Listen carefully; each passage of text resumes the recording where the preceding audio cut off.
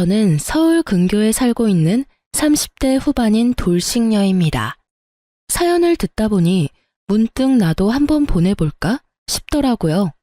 그래서 제가 겪었던 일들을 사연으로 적어 보내봅니다. 예전 저처럼 미련스럽게 사시는 분들이 혹시나 계신다면 부디 제 사연을 들어보시고 용기 내시라고 전하고 싶네요. 저와 남편은 대학교 때 첫 미팅 자리에서 만나게 되었습니다. 때묻지 않은 그 사람의 모습이 좋아 만나기 시작했고, 연애를 시작하고 얼마 되지 않아 저는 대학교 휴학을 하고 그 등록금으로 의류 사업에 뛰어들었습니다. 생계 목적은 아니었어요. 그냥 그 당시에는 학업보다 사업 쪽이 저한테 더 맞는다는 생각이 들었거든요. 저는 밤낮 없이 동대문을 다니며 물건을 비교 또 비교하고 어떤 시즌엔 중국 시장까지 방문해 물건을 고르기도 했습니다. 그렇게 노력한 결과 제 쇼핑몰은 자리를 잡았고 그때부턴 수입도 꽤 되더군요. 자기는 공부만 열심히 해. 돈은 내가 벌 테니까. 자기야, 진짜 고마워. 내가 꼭 합격해서 호강시켜 줄게. 가난한 집안의 장남인 남편은 홀어머니를 모시며 공무원을 목표로 공부하고 있었고 그의 꿈에 저도 힘을 보태고 싶었어요. 그런 저를 보며 부모님은 혀를 찼지만 저는 그만큼 남편을 사랑했어요. 결국 남편은 2년 만에 합격했고 저희는 양갓집에 결혼하겠다고 알렸어요. 남편의 집에선 겹경사라며 기뻐했지만 우리 집에선 반대가 심했어요. 저희 부모님은 금액은 많진 않지만 공실이 없는 건물 두 채와 지방의 땅도 조금 가지고 계셨거든요. 하지만 남편은 가난한 집안의 장남이니 탐탁치 않은 것이 당연했어요. 엄마가 반대하시며 하시던 말이 아직도 머릿속에 생생하네요. 걘 착한 게 아니라 우유부단한 거야. 그런 남자랑 살면 여자가 고생해. 제발 엄마 말 좀 들어. 그때 말을 들었어야 했는데 전 막무가내로 결혼을 밀어붙였고 결국 저희는 결혼하게 되었어요. 제가 그 당시 청약에 당첨이 돼서 34평짜리 아파트에서 신혼살림을 시작하게 되었고 필요한 가전 가구도 제가 다 했어요. 남편이 취업을 갓 했으니 능력이 되는 내가 하는 것이 당연하다 생각하면서 준비했어요. 대신 예물 예단은 다 생략하기로 하고요. 괜히 그런 걸로 시댁과 친정 사이에서 스트레스 받고 싶지 않았어요. 물론 형편이 안 되는 시댁을 배려하고 싶은 마음도 있었죠. 결혼 생활은 부모님의 우려와는 달리 행복했어요. 결혼 생활에 집중하기 위해 사업도 잠시 접은 저는 칼퇴근을 하고 돌아오는 남편을 위해 저녁을 준비하고 그런 대접을 받은 남편은 저에게 항상 이런 말을 해줬어요. 내가 전생에 나라를 구했나 보다. 우리 여보 같은 여자가 나랑 살아주고 말이야. 알면 잘해. 아니다. 앞으로도 지금처럼만 해. 알겠지? 그럼. 앞으로도 충성을 다하겠습니다. 충성! 이렇게 저희는 1년하고 6개월 행복했습니다. 문제는 엉뚱한 곳에서 생겼어요. 신랑의 남동생, 그러니까 시동생이 결혼하고 난 뒤부터 저희는 틀어지기 시작했어요. 안정된 삶을 위해서 공부를 했던 남편과는 달리 시동생은 이 일 저 일 가리지 않고 닥치는 대로 일만 해서 가게를 차렸어요. 장사가 꽤 되는지 장가 갈 때 집을 시동생이 스스로 장만해서 갔다고 하더라고요. 물론 시댁 도움은 없었고요. 시동생이 능력이 되니 동서도 시집 올 때 다 갖춰서 왔어요. 어머님께 코트, 가방, 심지어 집에 소파까지 바꿔드렸다고 하더라고요. 이때부터 시어머니의 비교와 홀대가 시작됐어요. 아가, 내가 아들이 2명이나 있는데 이런 대접은 또 처음 받아보는구나. 정말 고맙다, 아가. 아니에요, 어머니. 당연히 해드려야죠. 아이고, 마음씨도 고운 것. 우리 집에 복덩이가 들어왔어, 복덩이가. 아유, 어머님, 그만하세요. 형님 섭섭하시겠어요. 섭섭하기는 첫째야. 섭섭하니? 아니에요. 어머님, 섭섭하기는요. 뻔히 제가 있는 자리에서 몇 번이고 이런 얘기를 주고받는데 바보가 아닌 이상 알죠. 왜 모르겠어요? 아, 나는 미운 털이 제대로 박혔구나. 양가 집안 합의로 예물 예단도 생략했던 건데 그건 까맣게 잊으신 듯 보였어요. 점점 비교와 홀대가 심해졌지만 크게 신경 쓰지 않았어요. 제가 아예 해온 것이 없다면 눈치가 보이긴 했겠지만 금액으로 따지면 제가 동서보다 더 많이 해왔으니까요. 그저 따지고 들기 싫어서 조용히 있었어요. 전 당당했고 참을만 했으니까요. 하지만 점점 참을 수 없는 일이 벌어지더군요. 예, 둘째네 오늘 병원 다녀왔는데 아들이란다. 이게 무슨 겹경사니? 정말 복덩이도 그런 복덩이가 없어. 어머, 너무 축하할 일이네요. 시어머니의 전화를 받은 저는 온몸에 소름이 돋으며 큰일이다 싶더군요. 앞으론 애 문제로 날 볶아대겠구나 싶어서요. 아니나 다를까 심할 때는 하루에도 몇 번씩 시어머니에게서 전화가 왔어요. 너흰 아직 소식 없니? 네, 어머니, 아직이요. 곧 생기겠죠. 곧이 언제니 대체? 너희 결혼한 지 이제 2년째다. 둘째네는 떡하니 아들까지 가졌는데 명색에 장남은 소식도 없으니 너희 노력은 하고 있는 거 맞니? 혹시 각방 쓰고 그런 거 아니지? 너희 혹시 피임하니? 처음에는 조심스럽게 물으시던 소식도 시간이 지날수록 점점 선을 넘으시더군요. 부부관계에 시어머니가 간섭하기 시작했고 심지어는 제 월경 날짜를 물으시곤 합방 날짜까지 정해주시더군요. 전 참다 못해 합방 날짜가 적힌 문자를 남편에게 보여주었죠. 여보, 이거 좀 봐봐. 이게 뭔데? 무슨 날이야? 어머님이 우리 합방하라고 정해주신 날짜야. 어떻게 생각해? 뭐? 우리 엄마가? 왜 그랬지? 나한테 생리 언제 하냐고 물으시더니 이렇게 문자 보내셨어. 우리 엄마가 급하긴 급한가 보네. 웃음이 나와 지금? 나는 하루에도 몇 번씩 임신 독촉 전화 때문에 스트레스 받아서 잠도 못 자는데. 미안해. 근데 좋은 게 좋은 거라고 여보가 좋게 생각해주면 안 될까? 내가 당신 그렇게 말할 줄 알아서 참고 참다가 하는 얘기야. 어머님 나한테 임신 문제로 전화하기 시작한 게 벌써 한 달이 넘었어. 정도껏 하셔야 나도 참지. 이건 해도 해도 너무하시잖아. 내가 보기엔 걱정이 돼서 이러는 것 같은데 당신이 너무 예민하게 받아들이는 것 같아. 흥분을 조금만 가라앉히고 좋은 게 좋은 거라고 좋게 생각해보자. 응? 그놈의 좋은 게 좋은 거라고는 무슨. 지금 생각해보면 이때 그만뒀어야 했는데 그 빌어먹을 사랑이 뭔지 남편의 그 우유부단하고 흐린 판단력도 사람이 너무 착해서 상황을 너무 좋게만 생각하려고 한다 싶더라고요. 평소라면 그냥 넘어갔겠지만 다른 것도 아니고 임신 문제이기에 더 확고하게 제 생각을 말해야겠다고 생각했어요. 시어머니가 선을 넘기도 하셨고요. 예민? 내가 예민해? 입장 바꿔서 생각해봐. 우리 아빠가 당신한테 하루가 멀다 하고 전화해서 임신은 아직인지 같은 방은 쓰는지 서로 언제 잤는지 그런 걸 물어본다고 생각해봐. 심한 날엔 아침, 점심, 저녁 끼니 때마다 연락 오셔. 그런 날엔 나 밥도 제대로 못 먹어. 이래도 내가 예민하다고 생각해? 여보, 그리고 나라고 아기 가지기 싫은 줄 알아? 나도 아기 가지고 싶어. 남편을 잡고 얼마나 울었는지 몰라요. 그간의 서러움이 한 번에 밀려오면서 진짜 어린아이처럼 울었어요.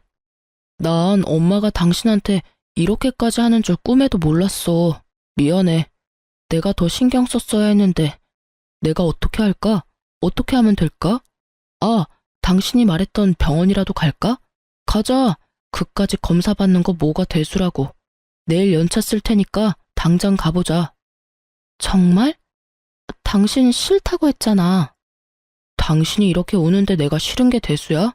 가보자. 가면 되지. 그리고 엄마한테도 내가 당장 전화할게.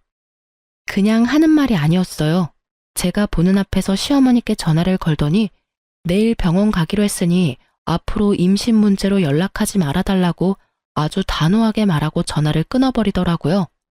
전 평소와 달리 확실히 내 편을 들어주는 남편의 모습에 화가 좀 풀렸어요. 그렇게 다음날 병원에 가서 검사를 받았어요.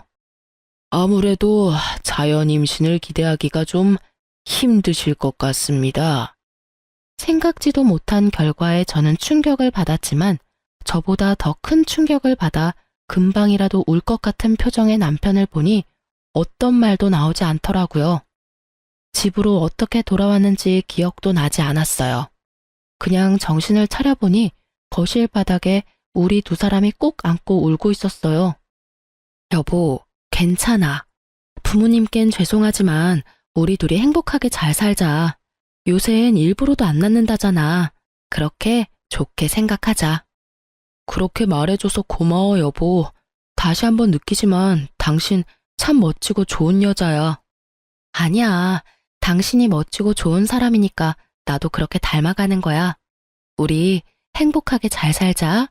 그렇게 저흰 부모님께는 비밀로 하고 우리만의 행복을 위해 잘 살자고 서로를 위로했습니다. 남편의 전화 때문인지 시어머니에게서 더 이상 전화도 오지 않고 나름 평화로운 날을 보내고 있었어요. 며칠째 기운 없는 남편을 위해 선물이나 사줄까 하는 생각에 휴대폰으로 검색을 하고 있었죠. 그때 시어머니께 문자가 왔어요. 아가, 내가 급해서 그러는데 1,000만 원만 좀 빌릴 수 있을까? 너무 급해서 그래. 순간 멍하더라고요. 100만 원도 아니고 1,000만 원이라니. 혹시나 보이스피싱이 아닐까 하는 생각에 전화를 걸었어요. 아가, 문자 봤니? 네, 어머님. 혹시 무슨 일 있으신 건 아니죠? 그런 건 아니고 급하게 필요한 일이 있어서 그래. 혹시 누구한테 연락을 받았다거나 협박을 받았다거나 제가 걱정이 돼서 그래요. 얘가 사람을 세상 물정 모르는 노인네로 하는 것도 아니고 내가 보이스피싱이나 당할 사람으로 보이니? 빌려주기 싫으면 싫다고 말하려무나 쉐미 바보로 만들지 말고. 에이, 어머님은 참 혹시나 해서 여쭤봤어요. 요즘 세상이 너무 흉흉하잖아요. 어머님 계좌로 보내드리면 되죠? 그럼 내 계좌로 보내주면 되지. 네, 어머님, 지금 보낼게요. 확인해 보세요. 금액이 너무 커서 부담스럽긴 했지만 며칠 전 적금 탄 것도 있고 해서 빌려드렸어요. 임신 문제도 좀 걸리기도 했고요. 고맙다는 말 한마디 듣지 못했지만 많이 급하셔서 인사도 잊으셨나 보다 했어요. 물론 남편에게도 따로 말을 하지 않았어요. 굳이 숨길 일도 아니지만 그렇다고 먼저 말을 꺼내기도 좀 그랬어요. 괜히 생색내는 것처럼 들릴까 봐서요. 그러던 어느 날 시어머니가 오랜만에 연락을 주셨더라고요. 저는 벌써 돈이 생기셨나? 의아했어요. 네, 어머님. 예, 둘째가 글쎄 입덧이 심해서 아무것도 못 먹고 있다지 뭐야. 그래서 말인데 너 장 좀 봐서 둘째 내로 좀 와. 와서 나랑 같이 음식 좀 하자. 온 김에 오랜만에 얼굴도 보고 밥도 같이 먹고 얼마나 좋아? 둘째네 어딘지 알지? 그럼 바로 장 봐서 오려무나. 어머님? 어머님! 어머님! 전 그렇게 끊어진 전화를 보며 황당함에 웃음이 나더군요. 빌려드린 돈 얘기는커녕 장을 봐서 오라니. 저를 파출부라고 여기는 기분이 들었어요. 이런 걸 보고 일종의 가스라이팅이라고 할까요? 워낙 좋은 게 좋은 거라는 남편의 말을 듣고 살다 보니 어느새 저도 그렇게 살고 있더라고요. 호구되는 줄도 모르고요.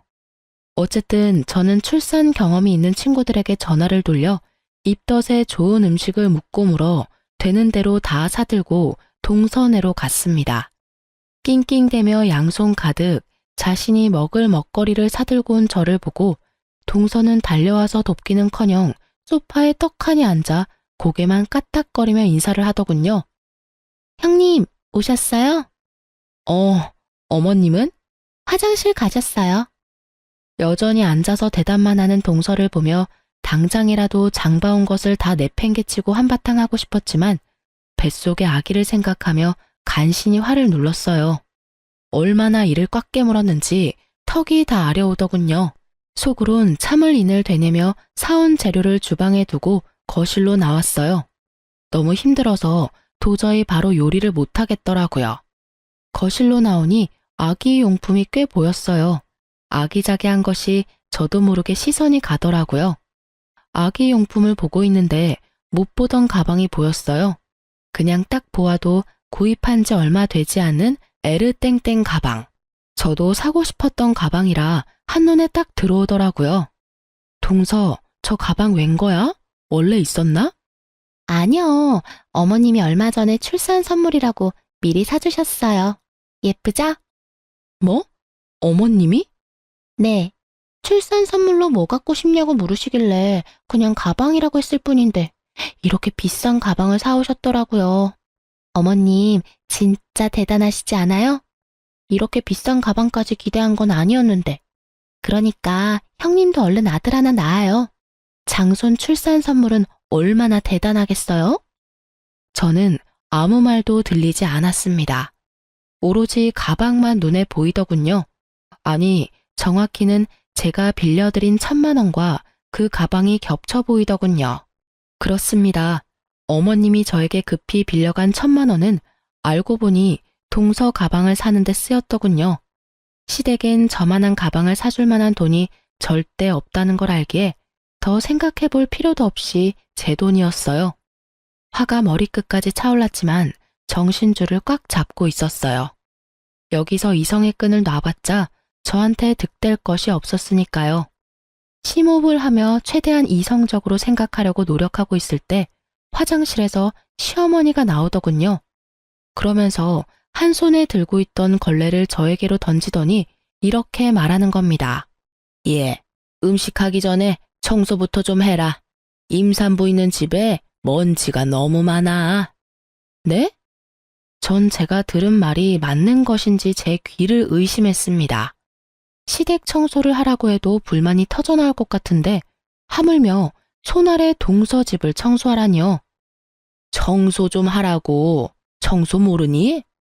우선 거실부터 청소기 좀 밀고 걸레로 좀 닦아라. 그리고 밥 먹고 나면 안방도 좀 치우고, 아, 창틀도 더럽더라. 거기도 좀 닦고. 요새 미세먼지 때문에 난리야, 난리. 아, 청소기는 작은 방에 있더라. 그거 쓰면 된단다. 언제까지 그러고 있을 거니? 빨리 청소기부터 가져와. 제가 왜요? 제가 너무 황당해서 왜냐고 되물으니 시어머니는 동서 옆에 딱 붙어 앉아 동서 배를 만지며 대답했어요. 그럼 입덧 때문에 밥도 못 먹은 얘가 하리, 다 늙은 내가 하리. 여기 너밖에 더 있니? 좋은 게 좋은 거라고 가족끼리 돕고 살아야지. 아까부터 뭐하고 서 있니? 얼른 하고 저녁도 차려야지. 말도 안 되는 말을 말이라고 하고 있는 시어머니나 이런 말도 안 되는 상황에도 자신은 아무것도 모른다는 듯 불뚝 나온 배를 만지는 동서나 어이없기는 매한가지였어요. 시어머니의 닥달에도 제가 움직이지 않고 가만히 있자 언성을 더 높이며 말하더군요. 그러게 진작 아들 하나 낳았으면 이런 일은 없었지. 어디서 저런 모질한 게 우리 집에 들어와서 집안 대를 끊어놓고 있어? 애를 못 낳으면 이런 일이라도 해야지. 지금에야 하는 말이지만 네가 우리 집에 시집와서 한 게 뭐가 있니? 그 말을 듣는데 순간 정신이 번쩍 들더라고요. 저는 바로 휴대폰을 꺼내 남편에게 전화를 걸었습니다. 지난번과 같이 나는 정말 몰랐어 라는 변명의 기회 따위 주지 않기 위해서요. 여보세요? 여보, 당신 혹시 내가 어머님께 1,000만 원 빌려드린 거 알아? 그거, 응, 알고 있어. 그렇지 않아도 내가 고맙다고 말하려 했는데. 아, 알고 있었어? 그럼 그 1,000만 원이 어디에 쓰인지는 알고? 그거 재수씨 선물 사준다고 하시던데. 당신도 알고 있었어? 그럼 지금 내가 어디 있는지는 알아? 당신 지금 재수씨하고 엄마하고 같이 있는 거 아니야? 엄마가 나도 그리로 오라 그래서 지금 가는 중인데 거의 다 와가. 그럼 내가 여기 파출부짓거리나 하려고 끌려온 것도 알고 있겠네? 파출부짓이라니. 남의 집 와서 청소하고 음식하면 파출부지. 다르게 표현할 말이 있어? 있으면 말해보던가. 남이 아니라 가족이잖아. 가족끼리 서로서로 돕고 살아야지. 서로서로 돕는 게 아니라 나만 도우니까 이 사달이 나는 거야. 아직도 모르겠어? 여보, 말이 좀 심하다. 내 말은 심하고 지금 내가 처한 상황은 안 심하니? 일단 끊어. 와서 얘기해. 전화를 끊고 나니 더 화가 나더라고요. 이런 것도 남편이라고. 내 커리어는 다 접어두고 그야말로 헌신적으로 내조만 하며 살았는데 돌아오는 것은 이따위 취급이라니. 그야말로 온갖 정이 뚝 떨어지더라고요. 이 사태를 어떻게 해야 이 화가 풀릴까? 머릿속으로 5만 가지 생각이 오가는 그 순간 동서가 한마디 하더군요. 형님, 지금 어머님 앞에서 무슨 짓이에요? 짓? 저는 그야말로 이성의 끈이 끊기는 소리가 들리며 오히려 정신이 맑아졌어요. 전 바로 제 발밑에 던져진 걸레를 집어들고 동서의 얼굴로 냅다 던져버렸습니다. 야, 너 임신한 게 유세냐? 입덧해서 밥 못 먹고 청소를 못하면 친정엄마를 부르던지. 그것도 안 되면 돈 주고 사람을 부르면 될 일이지 어디 사람을 오라가라 해? 저의 말과 행동에 적잖게 놀란 동서는 걸레가 닿았던 얼굴을 닦아내며 저를 노려볼 뿐 아무 말도 못하고 있었고 시어머니는 벌떡 일어나 막말을 하기 시작하더라고요. 시집 올 때 몸뚱이 하나 가지고 와서 내 아들이 벌어다 주는 돈이나 펑펑 쓰면서 놀고 먹는 그런 주제에 어디서 니까짓 게 큰 소리야? 전 치사하고 더러워서 끝까지 하고 싶지 않았던 말을 하기로 했습니다. 어쩌겠어요. 새까맣게 잊으신 것 같으니 제가 다시 일깨워 줄 수밖에요. 어머님, 제가 진짜 치사해서 이런 말 안 하려고 했는데 기억 안 나시는 것 같으니까 말씀드릴게요. 그래, 무슨 말인지 어디 한번 말이나 드러나 보자. 저 시집 올 때 몸뚱이만 가지고 오지 않았고요. 집, 가전, 가구, 심지어 지금 어머님 아들이 타고 다니는 그 차까지 제가 다 해서 왔고 다 제 명이에요. 거기에 어머님 아들 돈은 단 1원도 안 들어갔어요. 제가 예단으로 들고 온 것만 해도 억 단위인데 전 예물은커녕 봉투 하나 구경하지도 못했네요. 그리고 어머님 아들 월급으론 저 펑펑 쓰고 놀지도 못해요. 전 제가 모아뒀던 돈이랑 투자했던 돈으로 놀아요, 어머님. 그리고 그 돈으로 어머님께 1,000만 원 빌려드린 거고요. 그런데 그 돈으로 어머님은 동서 가방을 사주셨네요. 제 말에 동서는 몰랐던 사실을 알았다는 듯 놀란 눈으로 시어머니와 저를 번갈아가며 보더라고요. 그랬겠죠. 시동생이 가난한 자신의 집안 상황을 제대로 설명했을 리도 없겠죠. 지금 시부모가 살고 있는 집이 겉에서 보기엔 그럴듯했지만 사실 그 집은 자가가 아닌 전세인데다가 그 전세금도 월세로 사는 부모님을 두고 자신들만 좋은 집에 살 수 없었던 남편과 시동생이 마련해 줬던 거니까요. 속 시원하게 내뱉긴 했는데 순간적으로 아, 내가 너무 심했나? 싶더군요. 미우나 고우나 아직은 시어머니고 어른이시니까요. 하지만 그런 저의 고민을 한 방에 날려줄 말들이 시어머니 입에서 흘러나오고 있었습니다. 너 아들 하나 못 낳는 년이 성질만 나빠서는 너 그러니까 아기가 안 생기는 거야. 알아? 너같이 돈만 밝히고 못된 년은 평생 노력해도 임신은 꿈도 못 꿀 거다. 혹여 임신이 된다고 해도 그 애가 멀쩡히 잘 붙어 있겠니? 그 못된 신부에 떨어지고도 남지. 이 나쁜 년. 부모님께도 한 번도 들어본 적 없는 욕과 저주 섞인 말을 듣고 저는 생각했습니다. 사실을 밝혀야겠다고. 이런 사람에게 더는 배려할 필요가 없다고 말입니다. 아니요. 저는 충분히 아기 낳아드릴 수 있는데 어머님 아들이 고자라서 아기를 못 낳아드려요. 제가 문제가 아니라 어머니 아들이 문제라고요. 무정자증이라고 아세요? 어머님 아들이 무정자증이래요. 그렇습니다. 병원에서 저희가 들은 말은 남편이 무정자증이라 임신이 어려울 것이라는 결과였습니다. 저는 남편을 너무 사랑했기에 모든 것을 그냥 받아들였습니다. 저에겐 있지도 않은 이세보단 남편이 우선이었고 자신에게 문제가 있으니 다시 임신 얘기가 나오면 남편이 중간 역할을 잘해줄 것이라 믿었으니까요. 그래서 다 비밀로 하고 그냥 묻고 지나가려 했는데 이렇게 나오니 더는 숨길 필요가 없겠더라고요. 뭐가 어쩌고 저째? 네가 이제 하다 별 거짓말도 다 하는구나. 아들 가진 둘째가 부러우면 부럽다고 말해. 잘난 것도 하나 없는 년이 어디서 거짓말이야? 못된 년, 나쁜 년. 할 말 못할 말이 따로 있지 어디서 그딴 거짓말을? 말에 반은 욕설인 그 사람을 보며 전 더 이상 어머니라 부르기도 싫어졌네요. 그래서 더 눈을 똑바로 뜨고 말했어요. 아줌마, 그럼 잘난 동서랑 평생 사세요. 네? 이 잘난 것 하나 없는 년은 이만 사라질 테니까요. 제 말을 들은 동서는 너무 놀라 두 손으로 입을 틀어막았고 시무는 저를 한 대 칠 기세로 다가왔어요. 저는 때릴 테면 때려보라는 심보로 가만히 서 있었고요. 그런데 갑자기 시무가 바닥에 주저앉아 대성통곡을 하는 것이 아니겠어요. 저를 잡아 죽일 듯 하던 기세는 온데간데 없고요. 저는 당황스러워 바닥에 주저앉은 시무를 보고 있었어요. 그 순간 제 뒤에서 목소리가 들려오더라고요. 이게 다 무슨 일이야? 엄마 왜 울어? 그래요.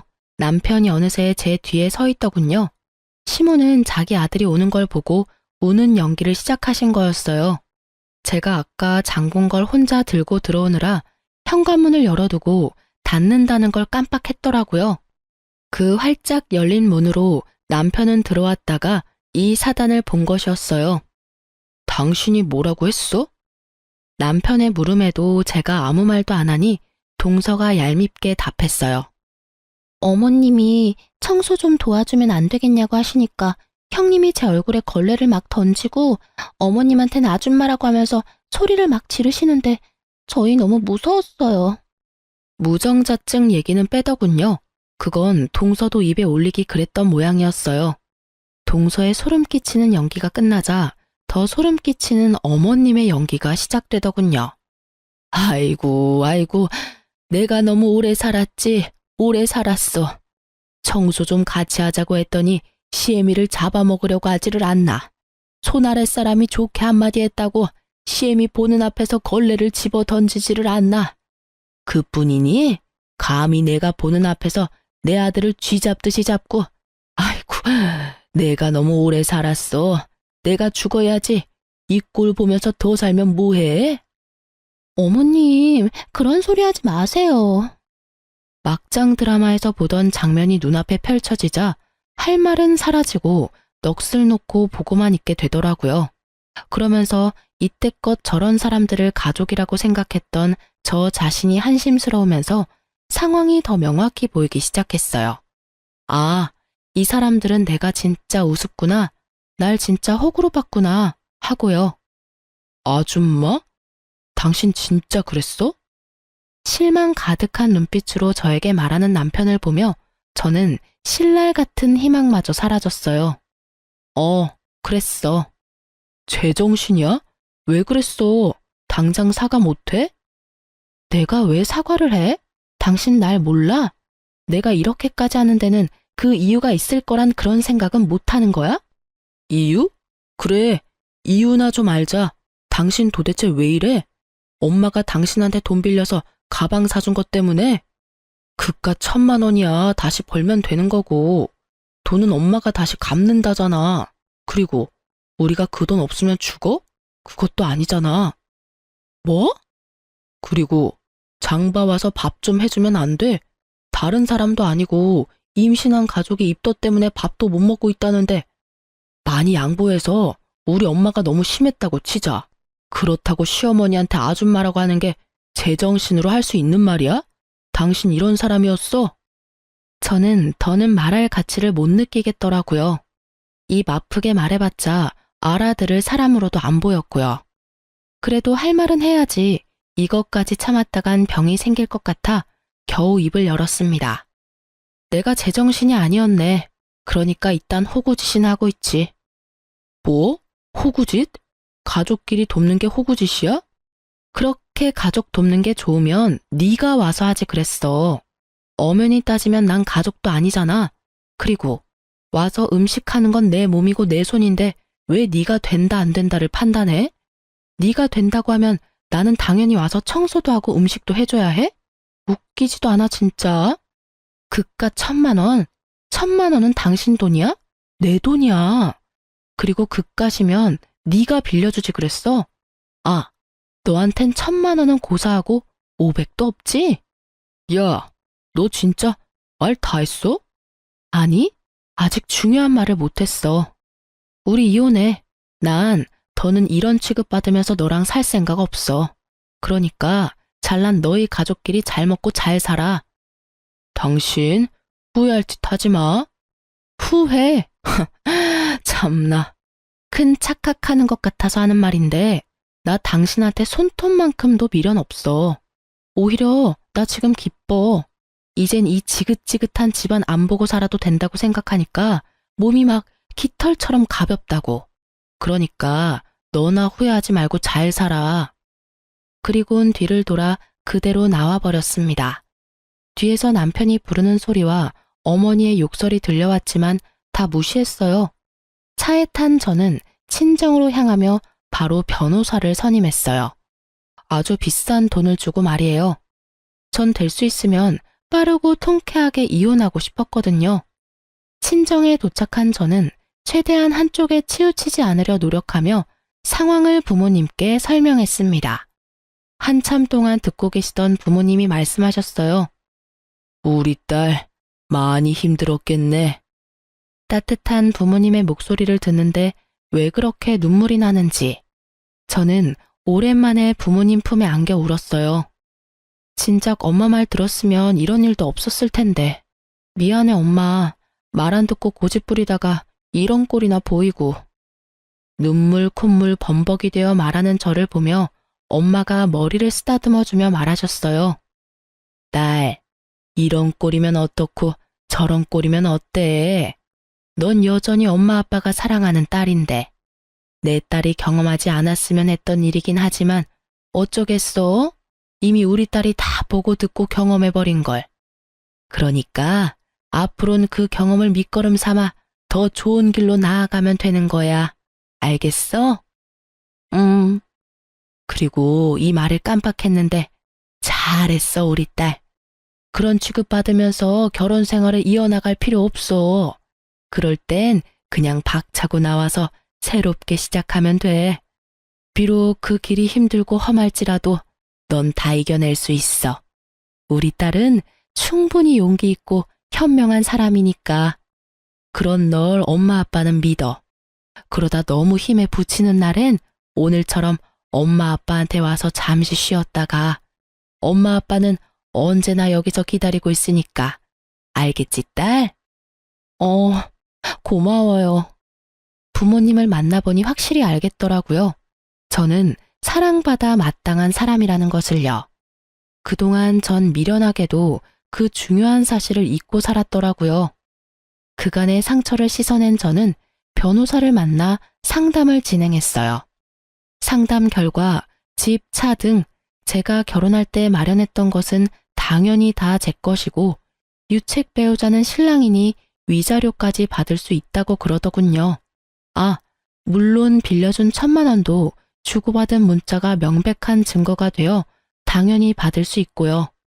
시어머니의 욕설과 저주에 가까운 발언은 증거나 증인이 없어 고소가 힘들 거라고 했어요. 녹음해야 했는데 그럴 정신도 없었고 동서가 증인으로 나설 일은 없을 테니까요. 위자료가 그렇게 많진 않았는데 워낙 가진 것이 없으니 빈털터리가 될 상황에 놓인 남편과 시댁 식구들이 동시에 찾아와 싹싹 빌더군요. 여보, 내가 잠시 정신이 어떻게 됐었나 봐. 당신이 나한테 어떻게 했는데. 내가 엄마 오는 걸 보고 그만 너무 흥분을 해서 미안해. 당신 기분부터 풀어줬어야 했는데. 그래, 아가, 내가 미안하단다. 나는 아기 걱정에 그만. 내가 너무 심했어. 사과하마. 형수님, 죄송해요. 저라도 말렸어야 했는데. 형님, 화 푸세요. 제가 임신 때문에 너무 예민해져 있어서 버릇없게 굴어서 죄송해요. 이미 떠난 마음은 그 어떠한 말로도 돌아오지 않더라고요. 잘못을 비는 모습도 진심으로 느껴지지 않았고요. 그저 어떻게 하면 이 지긋지긋한 상황을 끝낼 수 있을까? 이 생각뿐이었습니다. 그래서 저는 뭐 아니면 도라는 마음으로 아무것도 녹음되지 않은 휴대폰을 들이밀며 말했습니다. 당장 다들 돌아가 주세요. 그렇지 않으면 그날 어머님께서 저한테 욕하시고 심하게 말씀하신 거 이 휴대폰에 낱낱이 녹음되어 있는데 이것까지 변호사님께 제출해서 고소 진행해달라고 할 겁니다. 알겠어요? 그까짓 걸로 고소가 되는 줄 아니? 그리고 내가 욕을 언제 했다고 그래? 고소가 된다고 하더라고요. 저희 변호사님이. 그래서 하는 김에 같이 고소하려다가 그래도 살았던 정이 있어서 고소는 하지 않겠다고 했는데 제가 또 실수한 것 같네요. 어머님이 입에 담지도 못할 욕설과 모진 말들을 잊으신 걸 보니깐요. 원하신다면 한번 들어보실래요? 저도 한번 들려드리고 바로 고소 진행하죠 뭐. 저의 천연덕스러운 연기에 다들 입으로 욕은 하지 못하지만 눈빛으로는 심한 욕들을 하고 돌아가더라고요. 그렇게 저의 이혼은 빠르고 성공적으로 잘 마무리되었어요. 오래 연애를 했던 터라 이혼 후에도 남편의 얘기가 들려오더라고요. 그때 그 집 문이 활짝 열려 있어서 앞집 옆집 사람들이 싸우는 거 다 들었다더라. 너희 시댁, 아니 시댁이었던 집이랑 동서네랑 한 동네였잖아. 그 동네에 그 집 첫째 아들 무정자증이라고 소문이 쫙 돌았대. 거기에다가 그 시어머니였던 사람이 너한테 막말하면서 욕한 것도 소문이 쫙 돌아서 한동안 난리 났었어. 뭐 그런 뻔뻔한 집안이 다 있냐고. 그러니 그 동네에서 계속 살 수 있겠니? 아파트는 헐값에 그냥 처분하고 시댁집도 이사했다고 하더라. 우리 친구들 사이에도 소문 쫙 나서 네 전남편 재혼은커녕 모임도 못 나온다 그러더라. 요즘엔 본가 들어가서 살고 있다나 봐. 하긴 너한테 위자료 주고 집 얻을 돈이나 있겠어? 그러게 좀 잘하고 살지. 너 같은 복덩이가 어디 있다고. 그러게나 말이다. 너희 부모님은 뭘 하셔? 내 얘기 들으시곤 잘했다고 칭찬까지 해주시더라. 하긴 나 같아도 그렇겠다. 하여튼 잘했어. 다음 주 모임인데 넌 나올 거지? 생각해보고. 전부 네 편이니까 불편하게 생각하지 말고 편하게 와서 밥이나 먹고 가. 알겠지? 알겠어. 고마워. 신경 써줘서. 별 말을 다 한다. 다음 주에 봐. 자기 일처럼 통쾌해하며 제 복수의 끝을 알려주는 친구의 전화 덕에 전 비로소 발을 뻗고 잤답니다. 여기서 끝이냐고요? 아니요. 이혼 절차가 마무리되고 한 달도 지나지 않은 어느 날 동서가 찾아왔더라고요. 형님, 제발 다시 한번 생각해 주시면 안 될까요? 제가 잘할게요. 동서, 이러지 마. 형님, 제발요. 이러다가 어머님은 물론이고 아주버님까지 모시고 살게 생겼어요. 저 좀 살려주세요. 역시는 역시였습니다. 사람 쉽게 변하는 게 아니더군요. 저한테 미안해서 온 것이 아니라 자신이 가난한 집안을 다 떠맡게 생기니 호구 같은 제가 필요해서 왔던 거더군요. 저는 뱃속의 아기를 생각해 좋게 보내려 했건만 하는 행실을 보아하니 말로는 곱게 보내긴 힘들어 보였어요. 그래서 나보고 다시 그 집구석으로 들어가서 또 그렇게 호구 잡히고 살라는 말이야? 동서, 양심이 있어 없어? 어떻게 나한테 그런 말을 해? 그리고 동서 나한테 어떻게 했는지 잊었어? 나 더는 동서뿐 아니라 그 집안 사람이랑 말도 섞기 싫으니까 당장 돌아가줘. 제가 진짜 잘못했어요. 형님, 이렇게 빌게요. 앞으로 형님 말이라면 뭐든 다 듣고 잘할게요. 결국 동서는 무릎까지 꿇고 빌며 울더라고요. 배는 만삭인데 그런 몸으로 그러고 있으니 난감했습니다. 안쓰럽고 이런 것이 아니라 일으킨다고 잘못 건드렸다간 또 무슨 일이 생기는 거 아닌가 하는 생각에요. 그래서 전 우는 동서를 손끝 하나 대지 않고 경찰에 신고했습니다. 임산부라는 사전 설명도 했고요. 몇 분 뒤 여경분들이 오셔서 동서를 데리고 가더라고요. 그리고 그날 저녁 소식을 들은 남편이 찾아왔더라고요. 야, 너 이렇게 독한 여자였어? 어떻게 임신한 사람을 경찰에 신고할 수가 있어? 이 정도 되는 여자니까 곱게 경찰 불러서 돌려보낸 줄이나 알아. 다른 여자 같았으면 질질 끌어다 내쫓았어. 알아? 너 진짜 독하다. 너 때문에 재수 씨는 이혼한다고 짐 싸들고 나가버렸고 우리 엄마는 그 충격에 쓰러지셨어. 어떻게 책임질 거야? 동서가 집을 나갔어? 하긴 그간의 한 짓거리를 보면 그러고도 남겠다. 근데 그게 왜 내 책임이야? 호구짓 하던 든든한 방패막이 사라지니 도망친 동서나 그 충격으로 쓰러진 네 엄마나 전부 자기가 저지른 일, 자기가 벌 받는 거야. 당신 진짜 내가 알던 사람 맞아? 이렇게 피도 눈물도 없는 독한 여자인 줄도 모르고. 당신이야말로 이렇게까지 상황 판단이 안 되는 사람인 줄 내가 미처 몰랐네. 진작 알았으면 이런 꼴까지 볼 필요도 없이 끝냈을 텐데. 이런 꼴? 내가 하고 싶은 말이야. 이런 여잔 거 진작 알았으면 결혼도 안 했어. 아니, 애초에 눈길도 안 줬다고. 내가 당신이 진짜 좋아서 결혼한 줄 알아? 우리 가족한테 잘하는 모습에 그냥 결혼한 거야. 거기에다 합격했다고 버리기엔 당신이 너무 불쌍했거든. 내가 바보였지. 이럴 줄 알았으면 그냥 그때 헤어지고 딴 여자 만나는 건데. 저는 그 순간 남편 뺨을 때려버렸습니다. 웬만해선 손도 대기 싫었지만 도저히 화가 나서 참을 수가 없더라고요. 참 고맙네. 그나마 남아있던 미운 정도 다 털어내게 해줘서. 그리고 방금 한 대 맞은 거 신고하고 싶어도 조금만 참아. 내가 아까 불청객 왔다고 신고해서 경찰들이 곧 올 거거든. 그때 신고하든가 말든가.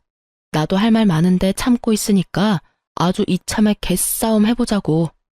저한테 한 대 맞은 충격 때문인지 할 말이 없어서인지 남편은 아무 말도 행동도 하지 않더라고요. 그때 타이밍 딱 맞춰서 출동하신 경찰분들이 남편을 데리고 가면서 저와 남편과의 인연은 완전 끝이 났어요. 이따금씩 들려오는 소식엔 결국 시동생네는 이혼을 했고 동서는 아기까지 버리다시피 하고 연락을 끊어버렸다고 하더라고요. 시댁 식구들과 남편은 다 저 때문에 일어난 일이라며 사람들에게 제 욕을 그렇게 하고 다닌다는 얘기까지 들려왔어요. 전 얼굴도 들고 다니지 못하게 남편 회사에도 소문을 쫙 내버릴까 하고 잠시 고민했지만 그러진 않았어요. 그렇게까지 해서 똑같은 사람이 되고 싶지 않기도 했지만 그 사람에게서 저를 잃게 만드는 것이 가장 큰 복수라고 생각했거든요. 저는 정말 지긋지긋한 신혼집도 팔고 새 보금자리를 얻었어요. 거기에다 이혼할 때 받은 위자료에 제 돈을 조금 더 보태서 오프라인 매장도 차리고요. 이제 다시 제 삶을 잘 살아보려고요. 비록 돌싱녀지만 제가 능력이 있고 자신감도 있으니까 괜찮은 맞선 자리가 계속 들어오더라고요. 정말 이혼이 흠이 아닌 시대가 오긴 했나 봐요. 당장은 아니지만 빠른 시일 내에 연애도 해볼까 합니다. 오늘이 내 생애 제일 젊은 날이라고 하잖아요. 제일 젊고 예쁜 오늘을 지난 날만 떠올리면서 살 수는 없으니까요. 제 긴 사연을 듣고 계신 분 중에서 미련했던 저같이 살고 계신 분이 있다면 말씀해드리고 싶어요. 이혼이 꼭 정답은 아니지만 그렇다고 흉도 아니에요. 아내란 이유로, 며느리란 이유로 정당하지 않은 대접과 그것을 당연하게 여기는 사람들에게 주눅들지 마세요. 당당해지세요. 누군가에게는 둘도 없는 자식이자 대접받고 사랑받아 마땅한 사람입니다. 그럼 지금까지 제 긴 사연 들어주셔서 감사합니다. 좋은 하루 되세요.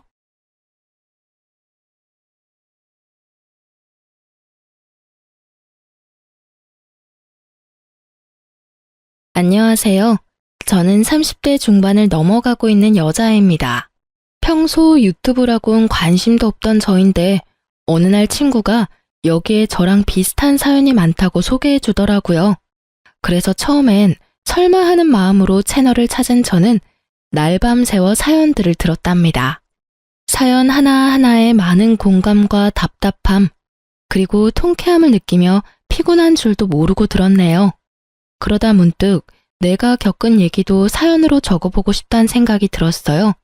그래서 용기를 내 사연을 보내니 부족하더라도 많은 이해 부탁드리며 이야기를 시작해 볼게요. 저와 남편은 맞선으로 만난 사이였어요. 너 이번에 잘하고 와야 한다. 의사야, 의사. 집은 좀 볼 거 없어도 직업이 좋잖니. 네 아빠 알지? 의사, 검사, 판사, 사자 사위 기다리는 거. 웬만큼 괜찮다 싶으면 그냥 결혼해. 네 나이도 곧 30 중반이야. 너 나이 더 먹으면 초혼자리는 힘들어 얘? 엄마의 지겨운 잔소리를 들으며 나간 맞선 자리. 기대라곤 눈꼽만큼도 하지 않았던 저입니다. 사실 무슨 기대감이 있겠어요? 조건 맞춰 하는 맞선, 그렇고 그런 대화나 하다 끝나겠구나 싶었어요. 그런데 기대가 너무 없었던 탓일까요?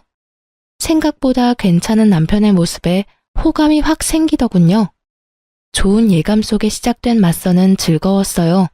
대화도 잘 통하고요. 남편도 그렇게 느꼈는지 식사가 끝나고 가볍게 술 한잔 어떠냐고 묻더라고요. 전 좋다고 했고 남편은 저를 고급 와인바로 안내하더라고요. 분위기가 좋아서 그런지 와인도 맛있었어요. 저기 괜찮으시다면 결혼을 전제로 진지하게 만나고 싶습니다. 네? 저 사실 맞선 자리가 많았고 앞으로도 많을 겁니다. 근데 지금까지도 그랬고 앞으로도 희선 씨 같이 대화도 잘 통하고 조건도 맞는 여자 없을 것 같아서요. 그리고 무엇보다 외모가 제 스타일이세요. 들어오시는데 정말 예쁘시다고 생각했습니다. 서두르는 감이 있다 생각하시겠지만 그래도 제 입장에선 희선 씨 놓치고 싶지 않네요. 희선 씨도 괜찮으시다면 결혼을 전제로 만나다 결혼을 하고 싶습니다. 첫 만남에 결혼을 권하는 이 남자. 남들은 어떻게 생각할지 몰라도 저는 좋았어요. 거듭된 맞선에 지칠 대로 지쳐있기도 했고 어차피 조건 맞춰서 해야 하는 결혼, 남편처럼 잘 맞는 사람을 만날 수 있을까 하는 생각이 들었어요. 그리고 결혼을 전제로 만나보는 것이지 당장 결혼을 하는 것도 아니니 손해볼 것도 없다는 생각이 들기도 했고요. 저의 승낙에 저희는 진지하게 만나보기 시작했고 그와의 짧은 연애는 생각보다 더 좋았습니다.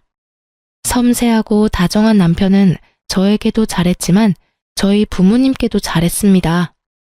그런 남편의 모습에 저는 결혼을 마음먹었고 만난 지 4개월이 되었을 때 결혼 준비를 시작했습니다.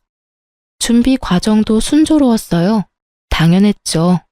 원하는 자리, 원하는 평수의 상가를 매입해 병원 개원 준비도 시작했고 40평대 아파트, 외제차까지 그 모든 것을 저희 부모님이 해주셨으니까요. 사전에 약속된 사항이라 저도 대수롭지 않게 생각했어요. 모든 것을 시어머니의 권유대로 공동 명의로 진행할 때도 저는 그러려니 했습니다.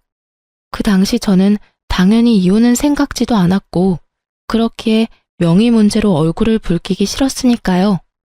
그런 제 호의가 만만해 보였던 걸까요? 연애 시절 시어머니는 다정하진 않으셨어도 사람을 귀찮게 하는 사람은 아니었어요. 오히려 무관심에 가까웠죠. 생전 먼저 연락을 하시는 일도 없었고 어쩌다 통화를 하게 돼도 용건만 간단히 말하시고 끊으시곤 했어요.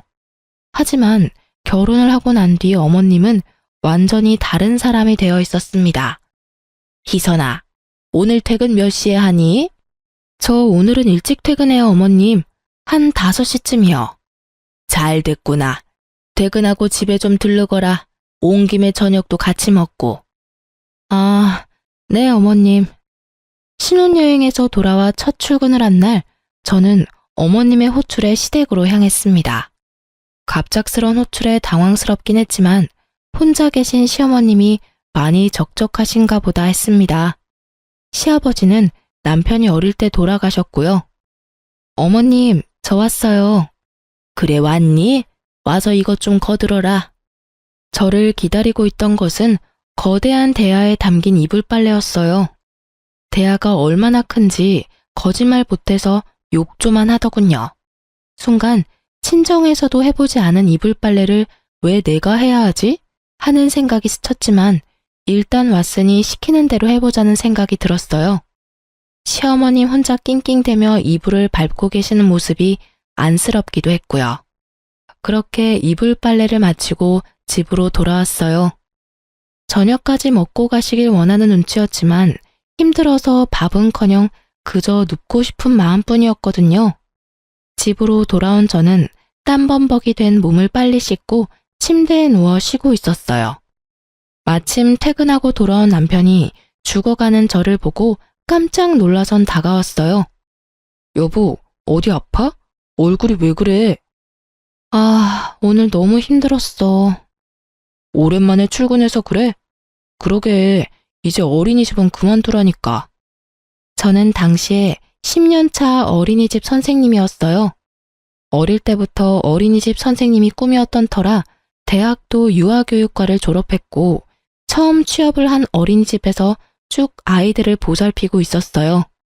전 제 직업에 대한 자긍심이 강했고 이제 편히 쉬길 원하는 남편의 권유에도 불구하고 전 일을 하고 있었어요. 일은 몸에 익어서 힘들 것도 없어. 가끔 정신이 힘든 거지. 그럼? 지금 당신 얼굴에 핏기 하나 없이 창백해. 오늘 어머님 댁에 불려가서 이불 빨래 엄청나게 해서 그래. 한 3시간은 안 쉬고 빨래만 밟았어. 뭐? 남편은 당장이라도 시어머님께 전화라도 할 요량으로 휴대전화를 꺼내들었고 전 필사적으로 말렸어요. 뭐하게? 어머님께 전화하게? 전화해서 앞으로는 그러지 말라고 해야지. 아, 됐어. 당신이 그러면 내가 뭐가 돼? 괜히 힘들게 일하고 욕까지 듣게 만들지 말고 다리나 좀 만져주라, 응? 어휴, 어디? 여기? 거기. 저도 고단했지만 마찬가지로 고단했을 남편이 밤늦게까지 제 다리를 주물러주는 모습을 보니 역시 결혼하길 잘했다고 생각했어요. 그 뒤로도 시어머님은 적게는 일주일에 1번, 많게는 일주일에 4번을 저를 불러 잠일을 시키더군요. 오로지 제 편인 남편이 있었지만 병원이 바빠지면서 코피까지 쏟으며 열심히 하는 남편에게 괜히 이런 일로 신경 쓰이게 만들고 싶지 않았어요. 그래서 저는 시댁으로 도우미를 불러들였어요. 나이 많으신 어머님이 스스로 하셔라 말할 수도 없는 노릇이고 그렇다고 저도 더는 식모짓을 하기 싫으니 어쩌겠어요. 그냥 일주일에 3번 일단 한 달 방문으로 예약하고 결제까지 끝내버렸어요. 이선아, 고맙다. 내가 며느리 덕분에 이런 호강을 다 누려보는구나. 집에 먼지 한 톨 없이 반짝반짝 아주 모델하우스가 다름없구나. 마음에 드신다니 다행이에요. 그럼 아범 시간 빌 때 한번 찾아뵐게요. 시어머님 반응도 나쁘지 않았고요. 저는 오랜만에 주어진 자유에 그간 쌓였던 피로를 풀며 아주 평화로운 시간을 보내고 있었어요. 하지만 그 평화는 오래가지 않았죠. 여보, 300만 원 결제, 이거 뭐야? 아, 그거? 어머님 댁에 도우미 보내드렸어. 한 달치 선불로 결제했거든. 뭐? 당신이 급한 일 있으면 쓰라고 준 카드로 결제했어. 어머님이 하루가 멀다고 불러서 이 일 저 일 시키시는데 도저히 안 되겠더라고. 그렇다고 전 못해요. 어머님이 다 하세요. 이럴 순 없잖아. 그래서 당신 카드로 결제했어. 엄연히 당신 집에 쓴 돈인데 아까워? 아니야. 네, 저는 도우미분 급여를 남편 카드로 결제했어요. 친정에 돈이 많을 뿐이지 제 월급은 많지 않았고 시댁 일인데 굳이 제 쥐꼬리 같은 월급을 쓸 필요는 없잖아요. 이럴 때 쓰려고 코피 쏟아가면서 일하는 거 아니겠어요? 당황하는 남편을 보며 이건 좀 심한가? 하는 생각이 들었지만 시어머님의 행동으로 봤을 때 이대로 뒀다간 저를 종부리듯 부려먹을 것이 자명했기에 저는 더 당당하게 나가기로 했습니다. 다음 날 남편에게 이러한 사실을 전해들은 시어머니가 노발대발하며 전화하셨더라고요. 넌 생각이 있니 없니? 하나밖에 없는 내 의사 아들이 밤낮 없이 피땀 흘려 버는 돈으로 사람을 보내? 넌 친정에서 그렇게 가르쳤니? 남편 돈으로 사치하면서 그렇게 살라고 가르쳤어? 네, 어머님. 저희 친정에선 이렇게 가르쳤어요. 뭐? 저희 친정에선 작은 일에 괜히 힘들이지 말고 돈으로 해결할 수 있으면 돈으로 해결하는 것이 가장 현명하다. 이렇게 가르쳤어요. 그래서 전 가르침대로 아범 돈으로 도우미 불러드렸고요. 어머님 말씀대로 하나밖에 없는 의사 아들이 밤낮 없이 피땀 흘려 돈을 버는 이유가 뭐겠어요? 다 자기랑 자기 가족 잘 먹고 잘 살려고 그러는 거 아니겠어요? 자기야 좋은 차, 좋은 집, 병원 원장까지 됐으니 그 정도면 성공했고, 나머진 어머님하고 저뿐인데 어머님은 집안일이 힘드시고 저는 그런 어머님을 돕느라 힘이 드니 어쩌겠어요? 어머님께 일어난 일은 돈으로 해결이 가능하고 마침 의사 아들은 돈을 잘 버니 돈으로 쉽게 해결하는 수밖에요. 그리고 어머님도 좋아하셨으면서 왜 이제 와서 이러세요? 설마 제 돈은 안 아까우시고 아들 돈은 아까워서 이러시는 거 아니시죠? 그럴 리가 있니? 생각보다 금액이 너무 커서 그래. 300만 원이 누구 집의 이름도 아니고 그냥 네가 와서 슬쩍슬쩍 도와주면 되는 것을. 어머님, 슬쩍슬쩍 아니고요. 저 진짜 힘들었어요. 어머님도 힘드셔서 저 부르셨으면서. 이왕 결제한 거니까 그냥 이번 달은 즐기시고요. 정 부담되시면 다음 달부턴 일주일에 한 번만 오시는 걸로 할게요. 아니다. 다음 달부턴 부르지 말어. 지금 오는 것도 당장 그만 오게 해라. 환불해. 그래요? 그럼 환불이 가능한지 한번 알아볼게요. 근데 어머님, 저 예전처럼 자주 가서 못 도와드려요. 저도 이제 일이 바빠져서. 그러지 말고 그냥 도우미분 도움 받으세요. 일주일에 한 번이면 금액도 크지 않아요, 어머님. 됐다. 너도 부를 일 없을 테니 빨리 환불이나 해. 이렇게 첫 번째 시어머님과의 전쟁은 저의 승리로 끝이 났습니다. 그날 이후 시어머님은 저를 부르지 않았어요.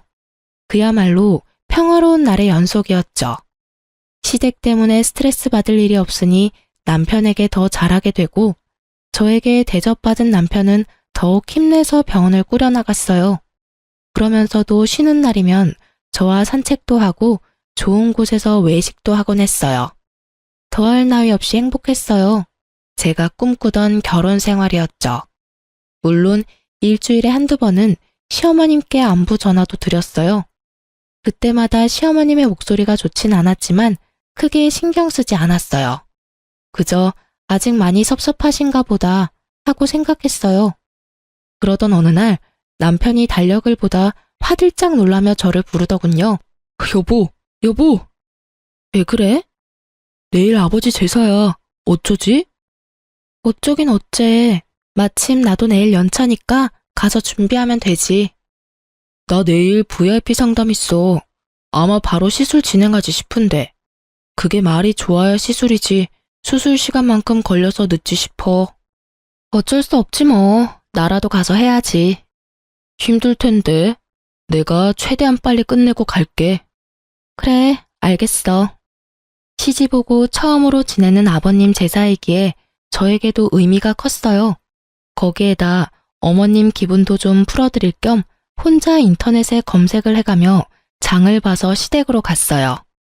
어머님, 저 왔어요. 왔니? 어머님, 어디 아프세요? 어머님은 마스크를 끼고 누워 계셨어요. 머리엔 젖은 수건도 한 장 올리시고요. 말할 기운도 없으셨는지 기침 소리를 내면서 말했죠. 몸살이 왔는지 안 아픈 곳이 없구나. 열도 나는 것 같고. 어머, 어떡해요. 병원은 다녀오셨어요? 그럼 약도 얼마나 독한지 정신이 몽롱한 게 어지러워서 누워 있었어. 약 기운이 퍼져서 그러는가 봐요. 한숨 주무세요.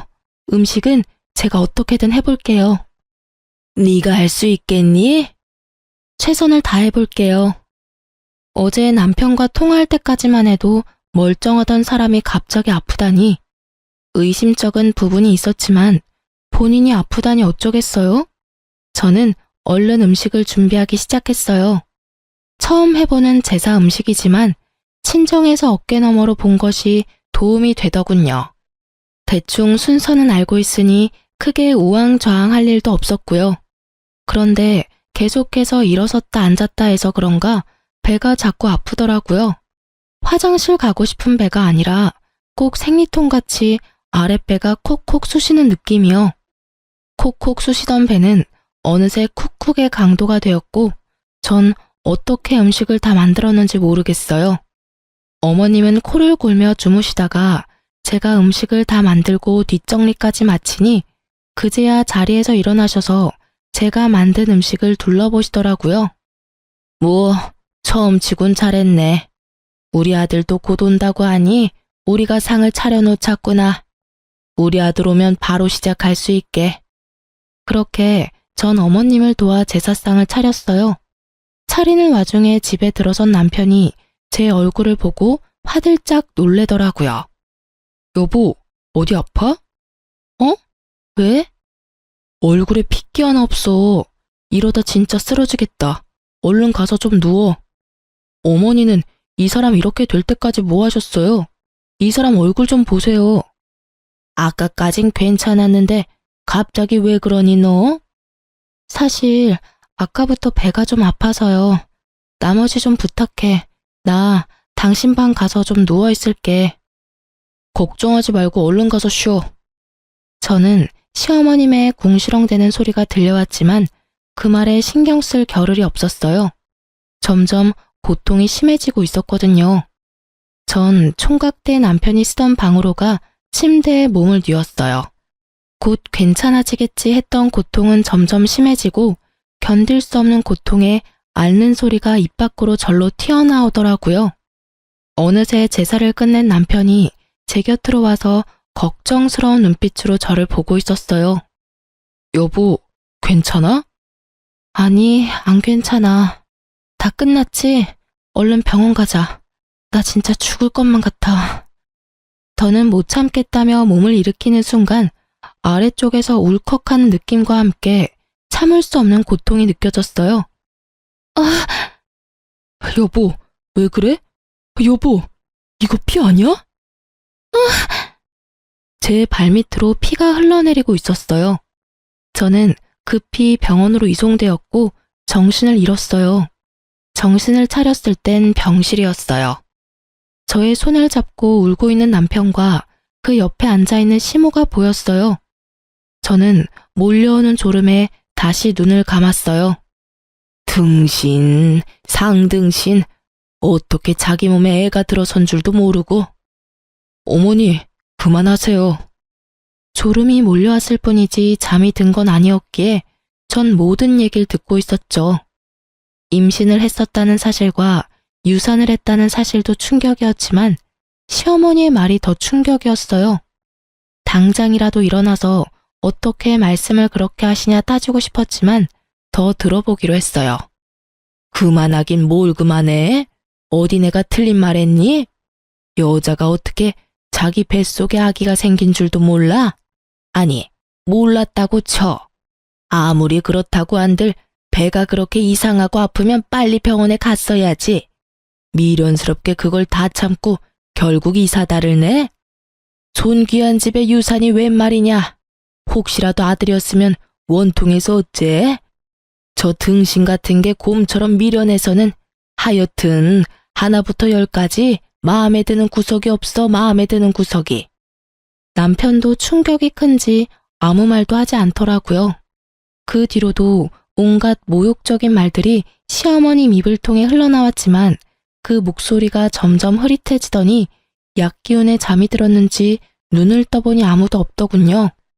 그저 눈물이 흘러나왔습니다. 아기를 잃은 것도 하늘이 무너질 것만 같은데 왜 제가 그런 소리를 들어야 하는지 이해할 수도 없고 이해하고 싶지도 않았어요. 그렇게 하염없이 눈물만 흘리고 있는데 신랑이 들어오더라고요. 여보, 언제 일어났어? 괜찮아? 내가 왜 그런 얘기를 들어야 해? 응? 그게 무슨 말이야? 내가 왜 그런 얘기를 들어야 하냐고. 나 어제 어머님 하시는 말 다 들었어. 제 말에 크게 당황한 남편이 안절부절 못하다가 저를 꼭 안아줬어요. 내가 다 미안해.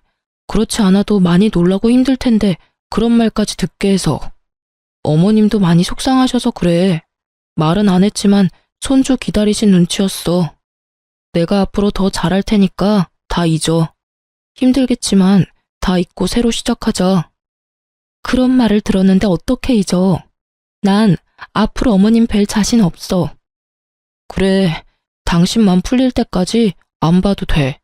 당신 하고 싶은 대로 다 해도 되니까 마음 풀어, 응? 당신한텐 미안해.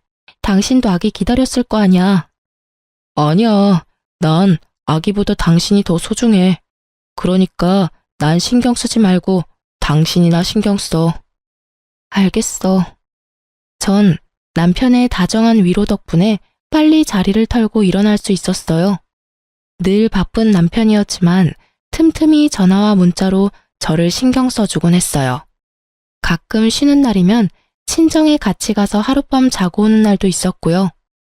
정신이 없는 저를 대신해 친정도 잘 챙겨왔더라고요. 지극정성으로 잘하는 남편을 보니 저도 화가 많이 누그러들었어요.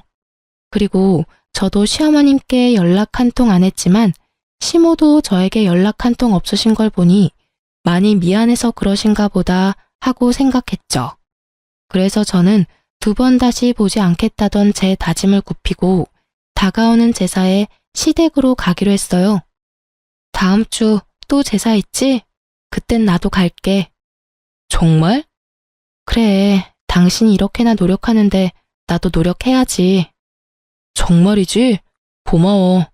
여보, 그렇지 않아도 어머니가 많이 미안해하고 계셔. 그땐 너무 속상해서 그랬다고. 앞으로 내가 더 잘할 테니까 당신도 화 풀어. 알겠어. 우리 진짜 잘 살자. 물론이지. 어린아이처럼 기뻐하는 남편을 보며 저는 마음을 돌려먹길 잘했다고 생각했어요. 그날이 오기 전까진요. 시간은 빠르게 흘러 제삿날이 되었고 전 시댁으로 향했어요. 배를 누르려는데 대문이 열려있길래 전 그냥 문을 열고 들어갔어요. 낮 동안엔 현관문은 잠그지 않고 계시는 걸 알던 터라 현관문을 열고 들어갔어요. 어머님, 저 왔어요. 왔니? 웃으며 TV를 보던 시어머님은 저를 보더니 굳은 표정으로 갑자기 마스크를 끼셨어요. 그리곤 어색하기 짝이 없는 연기를 하시더라고요. 아이고, 머리야, 몸이야. 왜 그러세요? 또 아프세요? 비아냥거리는 제 물음에도 어머님은 꿋꿋하게 연기를 이어나가셨어요. 그러게나 말이다. 저번에 그런 일도 있고 이번에는 나도 좀 거들려고 했는데 도저히 안 될 것 같아. 눈에 뻔히 보이는 연기에 저는 그저 웃음만 났어요. 아, 그러세요? 어쩔 수 없죠. 쉬세요. 그래도 될까? 그럼 부탁 좀 하마. 저는 이제서야 명확해졌어요. 시어머님은 저한테 미안한 것이 전혀 없는 사람이라는 것을요. 그리고 제가 아무리 노력한다고 한들 바뀔 사람이 아니라는 것을요. 전 휴대전화를 꺼내 엄마에게 전화했어요. 여보세요? 엄마 난데 오늘 여사님 계시지? 늘 계시지. 여사님은 왜? 내가 주소 보내줄 테니까 그리로 여사님 좀 보내줘. 급하게 제사 음식 준비해야 하는데 나 혼자는 무리야. 이런 일까지 부탁해서 미안하다고 꼭 전해주고. 그런 걱정하지 말고 주소나 보내. 그런 사실 알면 내가 가지 말라고 해도 여사님이 간다고 난리치실 게다. 고마워. 문자 바로 보낼게. 그렇게 불이 나게 오신 여사님은 저의 부탁에 따라 재료를 다듬어 주셨어요. 부치고 삶고 굽고 끓이는 것은 제가 하고요. 여사님께선 다 해주신다고 했지만 그래도 제사 음식인데 제 손으로 마무리하고 싶었어요. 시어머님은 미워도 남편은 사랑했으니까요. 마지막 탕국에 불을 껐을 때 시어머님은 하품을 늘어지게 하며 방에서 나오시더군요. 다 했니? 어머, 누구세요? 전 시어머님의 말을 무시하고 여사님을 먼저 돌려보냈어요. 여사님, 고생 많으셨어요. 밖에 택시 기다리니까 빨리 가보세요. 여긴 제가 알아서 할게요. 감사해요. 여사님이 돌아가신 후 시어머님은 저를 붙잡고 불같이 화를 내시기 시작했어요. 너 설마 제사 음식을 딴 사람 손에 맡겼니? 네, 도저히 저 혼자서는 못해서요. 너 제정신이니? 어떻게 다른 것도 아니고 제사 음식을 남의 손에 맡겨? 제가 큰 잘못을 한 것이었을까요? 전 아무리 생각해도 제가 잘못한 것을 모르겠더라고요. 그래서 전 참지 않고 할 말을 했습니다. 그러면 어떡해요? 어머님은 너무 편찮으셔서 손가락 하나 까딱하실 힘도 없으시고 저도 유산하고 망가진 몸이 아직 돌아오지도 않았어요. 그렇다고 제사를 미룰 수도 없는 노릇이니까요. 하나부터 열까지 다 여사님께서 다 해주신다는 거, 그건 아닌 것 같아서 재료 손질만 부탁드렸어요. 그것도 그렇게 큰 잘못인가요? 밉다고 하니까 미운 짓만 골라서 하는구나. 막말로 아까 그 아줌마가 재료만 손질해줬는지 아닌지 내가 어떻게 아니? 그리고 유산한 게 자랑이니? 그리고 유산을 왜 하니 도대체? 유산을 왜 하냐니. 어머님, 진짜 모르셔서 하시는 말씀이세요? 그래?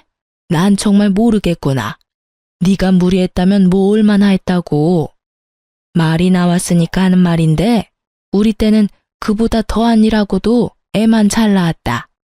너 몸에 무슨 문제라도 있는 거 아니니? 아니지. 몸보다는 머리에 문제가 있을 수도 있겠구나.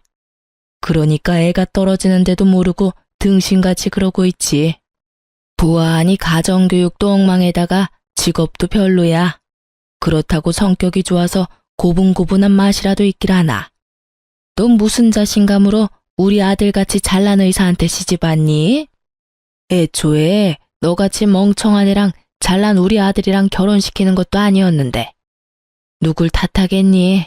내가 맘이 너무 약해서 너 같은 걸 며느리라고 참고 산다 살아. 시어머님 말씀을 듣고 있자니 어이없어 웃음만 나오더라고요.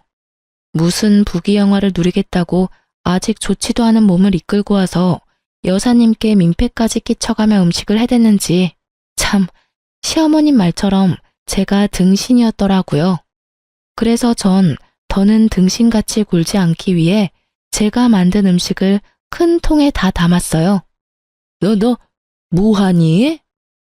어머님 말씀대로 제가 참 등신이었네요. 그래서 이제 그렇게 안 살려고요. 이 음식은 제가 다 가져갈게요.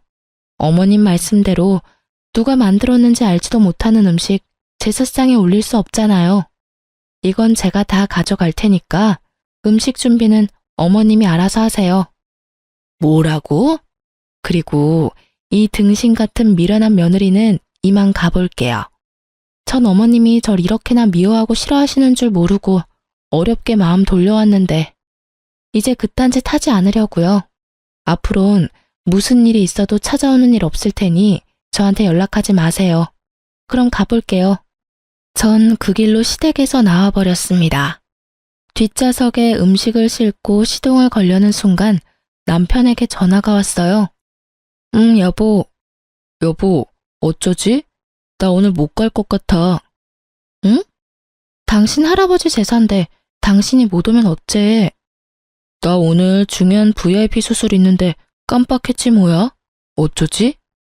나도 지금 어머님이랑 한바탕 하고 나오는 길이란 말이야. 나도 모르겠으니까 어머님께 전화해. 전화를 끊은 저는 친정으로 가려다 집으로 향했어요.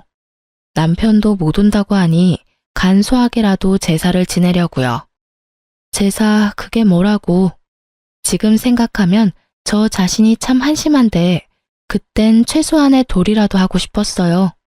그렇게 저는 집으로 돌아와 혼자 제사를 지내고 잠이 들었어요. 아침에 일어나 보니 당연히 옆에서 자고 있어야 할 남편이 없더라고요. 휴대전화를 확인하니 남편에게 문자가 와 있었어요. 나 수술 이제 끝나서 병원에서 잠시 눈 붙이고 바로 진료 시작하려고. 미안해. 문자 온 시간을 보니 새벽 4시가 넘은 시간. 밤새워 고생했을 남편을 생각하니 안쓰럽더군요. 참 바보 같은 생각이었죠. 왜 의심조차 하지 않았을까요? 아무리 개인 병원이고 VIP 손님이더라도 성형외과에서 그 시간까지 수술할 리가 없는데. 하여튼 전 고생하는 남편을 위해 몸에 좋다는 걸 구해다 열심히도 챙겨 먹였어요.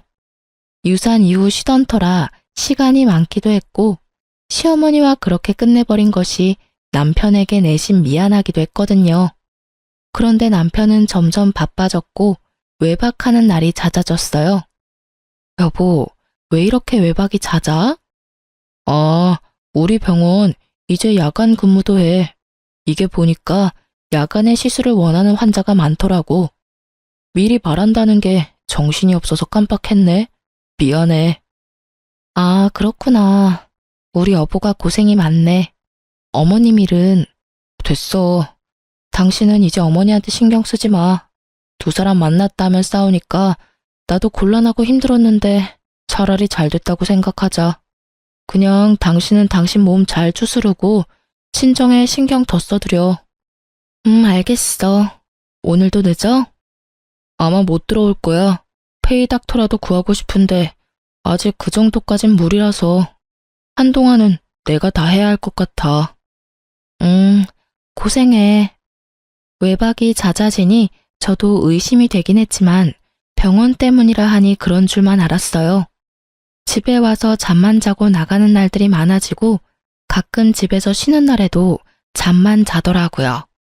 대화는 사라지고 남편의 다정한 모습은 점점 사라졌어요.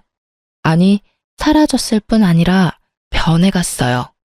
당신 살쪘어? 나? 그런가? 아닐 텐데. 왜? 나 돼지 같아?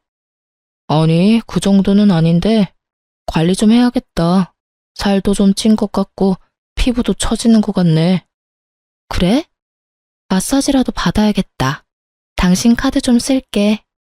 당신 돈 없어? 병원에 기계 새로 들여서 나도 힘들어. 아, 나도 고정적으로 나가는 게 있으니까. 아, 알겠어. 내 돈으로 알아서 할게. 일을 쉬고 있으니 수입은 없는데 생활비부터 시댁 용돈까지 다 제 통장에서 나가니까 순식간에 통장 잔액이 비더라고요. 결혼 초반엔 신랑도 수입이 일정치 않았으니 제가 모든 걸 맡아서 해결했었거든요. 아무것도 모르는 남편이 그런 식으로 말하니 섭섭하긴 했지만 남편도 오죽 힘들면 저럴까. 그렇게 남편을 이해하려 애썼어요. 그러던 어느 날 엄마에게 전화가 왔어요. 엄마. 요새 박서방 무슨 일 있니? 왜? 무슨 일이라니? 요즘 통 연락도 없고 해서 내가 전화했더니 받지도 않고 혹시나 무슨 일 있나 해서. 아, 요즘 야간 진료도 혼자 도맡아 하느라고 바빠서 그런가 봐. 나도 요즘 얼굴 보기 힘들어. 그랬구나. 어쩐지. 2주에 한 번은 꼭 네 아빠랑 박서방이랑 낚시 다녔는데 요즘은 연락도 없더라고. 네 아빠 내심 섭섭한 눈치였는데 내가 말해줘야겠네. 자위 요즘 엄청 바빠서 그렇다고. 하여튼 네가 병원으로 옷도 좀 챙겨가고 해. 박서방 힘들겠다. 그렇지 않아도 오늘 가보려고 했어. 이틀째 못 들어오고 있어서 옷이라도 주고 오려고. 그래, 너도 몸 잘 챙기고. 사실 그때 어렴풋이 느꼈던 것 같아요. 아, 이 사람이 좀 이상하구나 하고요. 엄마와의 통화가 끝나고 전 미리 챙겨두었던 남편의 옷가지들을 가지고 병원으로 향했어요. 그런데 이게 무슨 일일까요? 병원 불은 꺼져 있고 마침 퇴근하는 간호사들이 나오고 있었어요. 저를 알아본 간호사 한 명이 인사를 건네더라고요. 사모님, 어쩐 일이세요?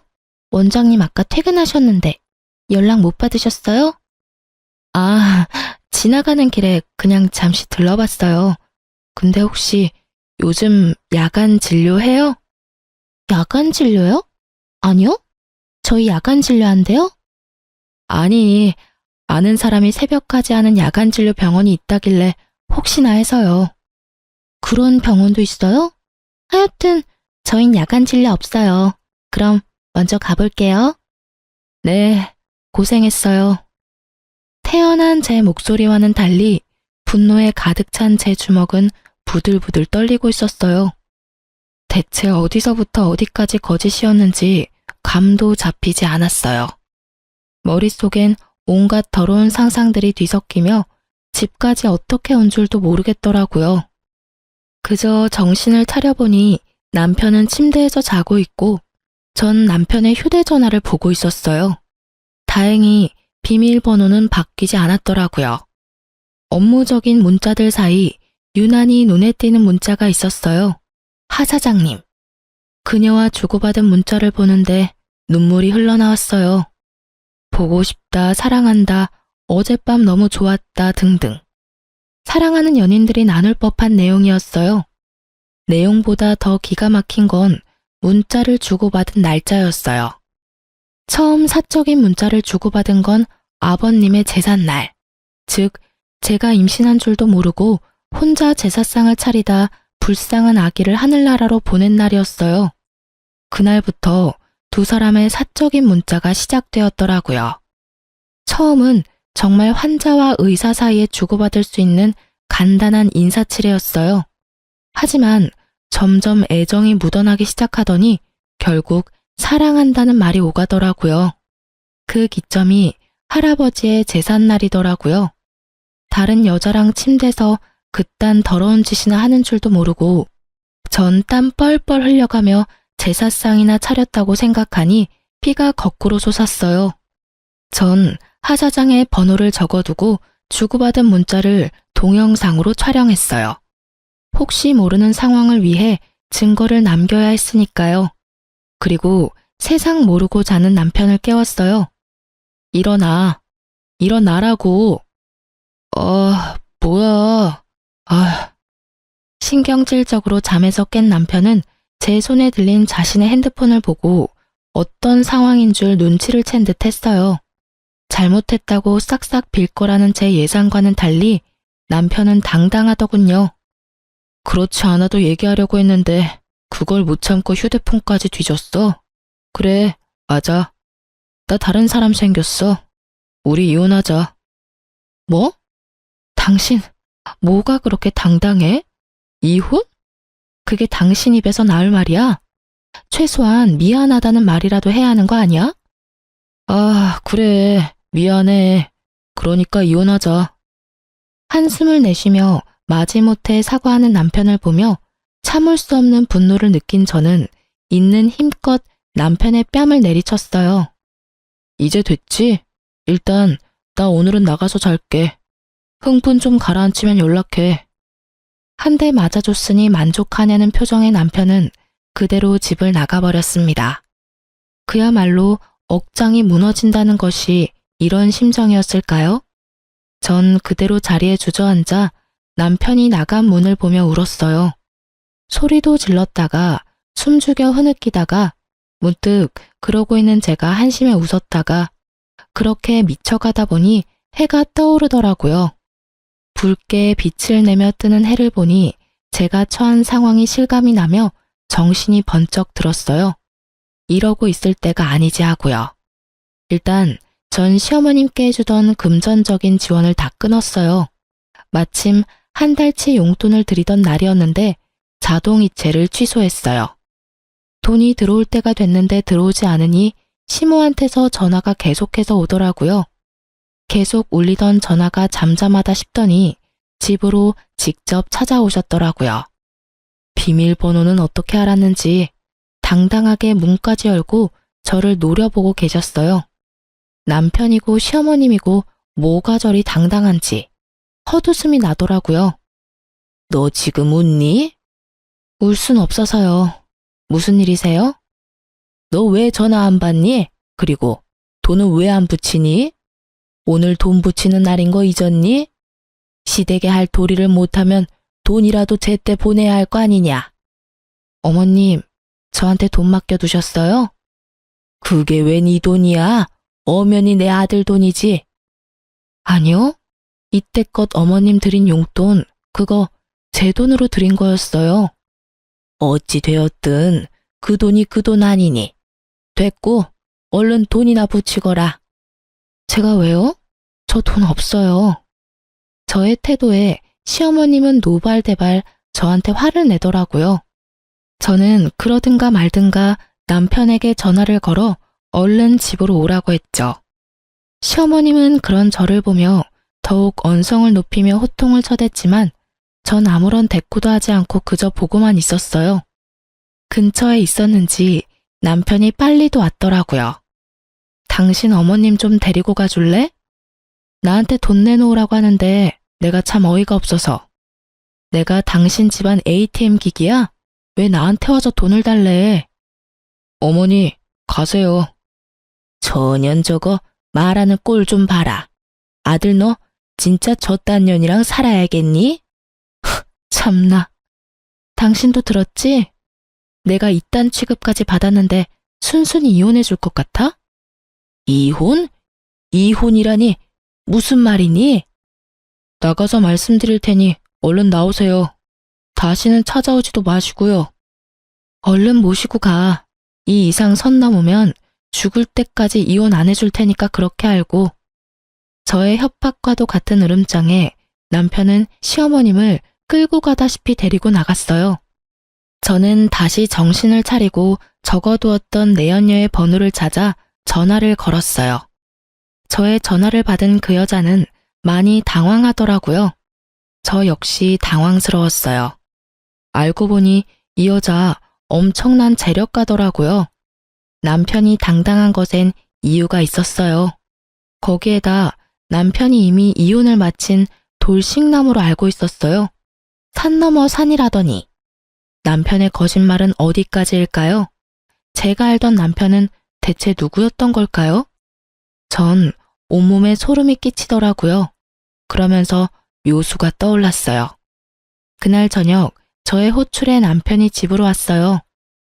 당신 이미 이혼했다고 거짓말했다며? 당신이 그걸 어떻게... 설마 그 여자랑 통화했어? 그럼 내가 그 문자도 다 봤는데 전화번호도 안 적어뒀을 거라 생각했어? 미쳤어?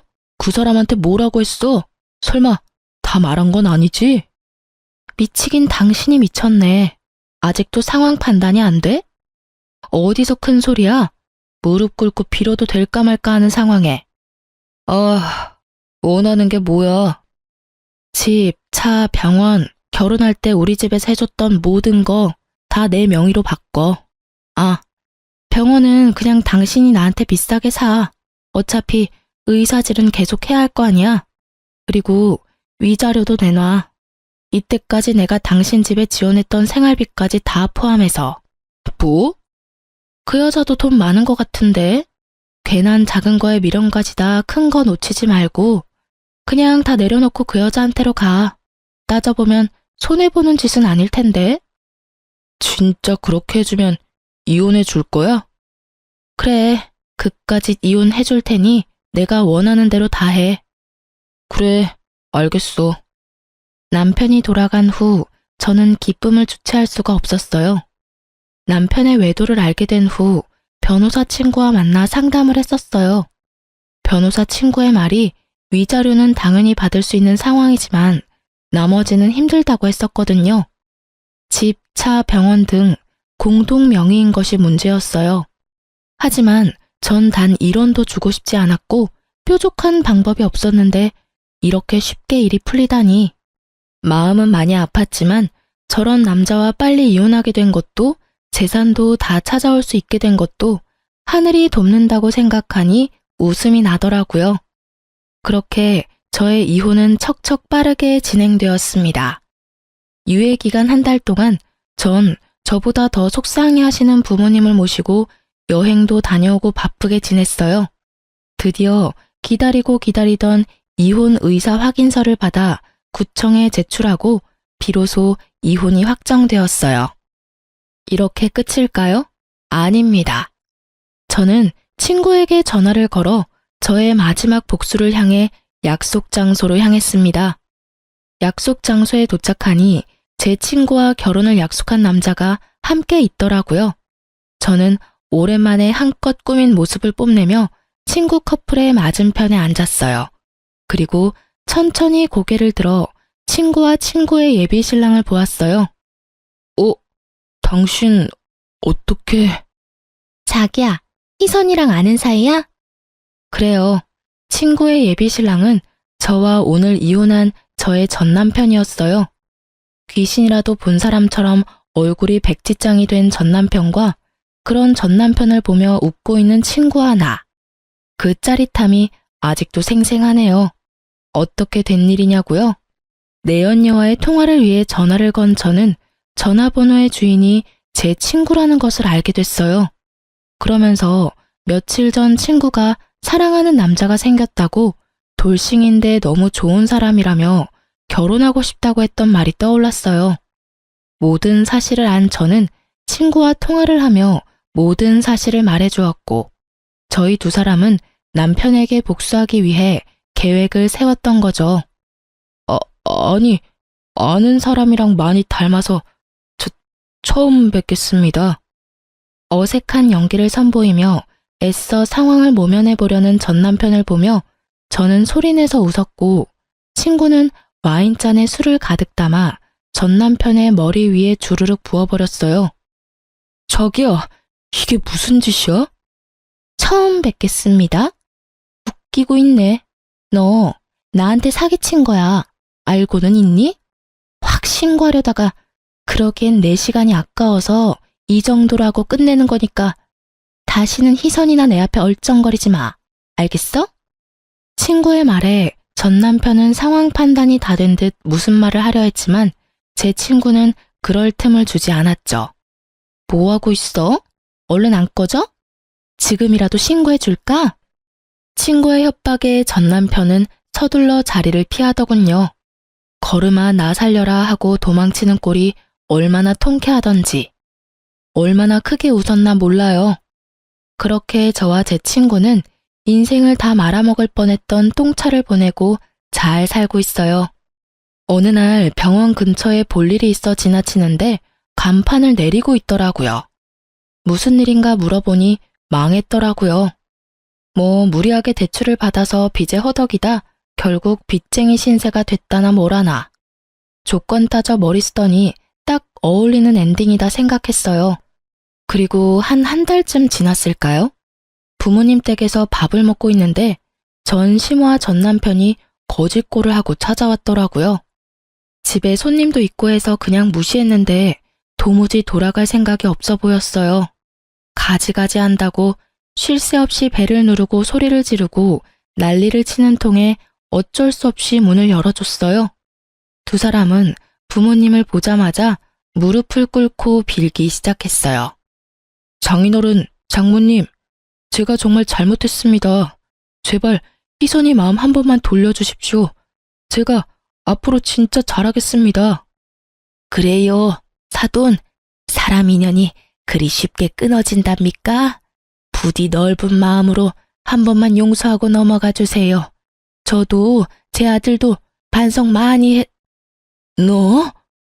손이 발이 되게 빌던 전 시모는 친정에 와 있던 저를 보곤 말을 멈추더라고요. 이윽고 제 옆에 서 있던 남자를 보고선 눈이 뒤집혀서 순식간에 저에게 달려와 제 머리카락을 휘어잡았어요. 그리곤 인정사정 없이 흔들었어요. 야 이년아, 그럼 그렇지. 바람은 네가 펴놓고 누구한테 덮어 씌워? 막장의 끝을 보여주는 시어머님을 멈춰 세운 건 다름 아닌 집에 와 있는 손님, 변호사 친구였어요. 친구는 시어머님을 제지하고선 바로 경찰에 신고했어요. 그리고 바로 고소까지 진행했어요. 생각 같아서 합의고 뭐고 해주고 싶지 않았지만 하루가 멀다고 찾아오는 전 남편 때문에 다시는 찾아오지 않는다는 각서를 받고 합의를 해줬네요. 그렇게 정말 지긋지긋했던 전 남편과 시댁과의 인연이 끝이 났어요. 그리고 전 행복하게 잘 살고 있답니다. 내년에 사랑스러운 아기 엄마가 될 예정이에요.